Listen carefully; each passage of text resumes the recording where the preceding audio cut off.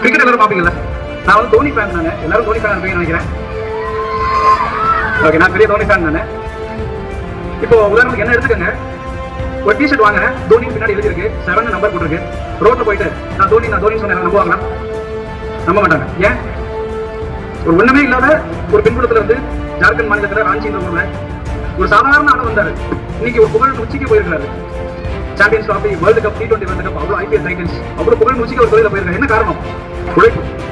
அவர் போட்ட எஃபோர்ட். அவர் இன்ன வரைக்கும் ஸ்மார்ட் போன் யூஸ் பண்றது இல்ல. 2026ல அவர் ஸ்மார்ட் போன் யூஸ் பண்றது இல்ல. அவர் யாரும் தொடர்பு கொள்ளணும், நேரில் வந்து நான் பார்க்கணும்னு சொல்லி விரும்புவார். அவருடைய ரூம் அவர் எப்போ ஓப்பனா வச்சிருப்பாரு. கிரிக்கெட் சம்பந்தப்பட்ட யாரும் அவர்கள் இன்டராக்ட் பண்ணலாம், அவருடைய அட்வைஸ் கேட்கலாம். எப்போ ரூம் ஓப்பனா வச்சிருப்பாரு. அவர் பேக்ரவுண்ட்ல ஒரு கூட உழைப்பு. அதாவது ஒரு மரம் இன்னைக்கு ஒரு 20 அடி 30 அடி பெருசா வளர்ந்து நிற்குது. நம்ம மரத்தை பிரமிச்சு பார்ப்போம், எவ்வளவு பெரிய மரமா இருக்குதுன்னு சொல்லிட்டு. ஆனா அந்த மரத்துடைய வேர் அந்த ஒன்று தாங்கி நிற்குது. அப்போ தோனியுடைய அந்த உழைப்பு தான் அவர் இத்தனை வருஷமா போட உழைப்பு. அவருடைய அந்த திங்கிங், பிரசன்ஸ் ஆஃப் மைண்ட் எல்லாமே நீங்க அவர் கூட வெளிப்பாடு இருக்கு.